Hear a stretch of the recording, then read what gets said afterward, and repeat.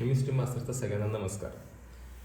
आपण सोल्युशन टॉपिकमधला 27 नंबरचा प्रॉब्लेम बघतोय. ॲक्च्युली हा डिप्रेशन फ्रीजिंग पॉईंटचा प्रॉब्लेम आहे. काय काय दिले बघूया आपण. सुक्रोज म्हणजे आपण साखर आणि हे साखरेचं मोलार मास आहे. म्हणजे असं आपण गिवनमध्ये लिहूया. गिवनमध्ये काय लिहिणार तर M2 = 342 ग्रॅम पर मोल हे शुगरचं मोलार मास आहे.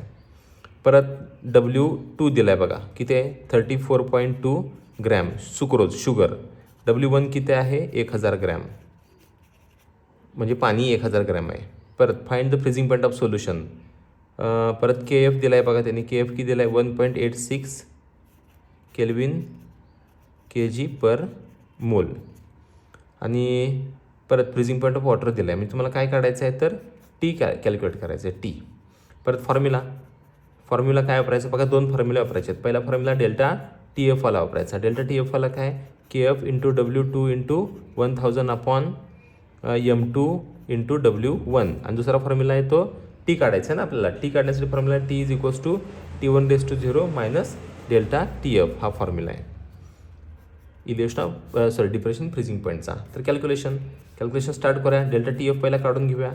सगळ्या व्हॅल्यूज पुट करायच्या आपण.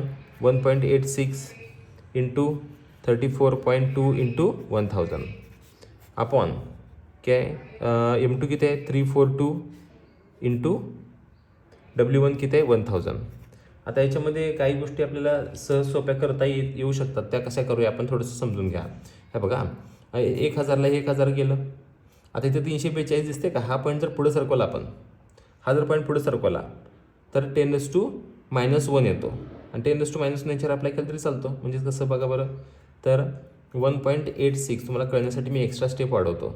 342 × 10⁻⁻1 म्हणजे बघा पॉईंट इथं होता, -1 घेतला की आणि इकडे येऊ शकतो. म्हणजे हे 34.2 म्हणजेच हे आहे 342 डिवाइड बाय काय आहे आपलं 342.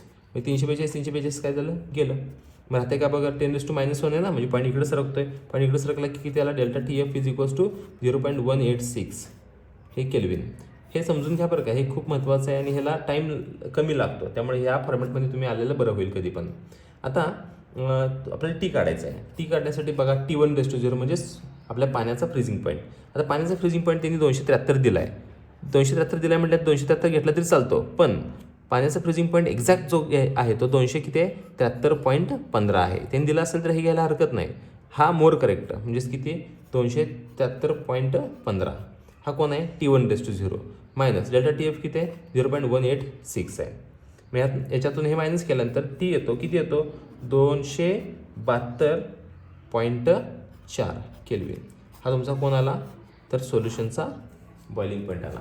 तुम्ही इथं 273 घेतलं तरी काय हरकत नाही. फक्त काय आहे की 0.15 हे एक्झॅक्ट व्हॅल्यू आहे. काही लोक पण 0.15ला एवढं व्हॅल्यू देत नाहीत. पण 0.15 घेतलं काय नाही घेतलं काय एवढा फरक पडत नाही असं वाटतंय. पण आपण काय करूया एक्झॅक्ट व्हॅल्यू आपण ही कन्सिडर करूया. थँक्यू.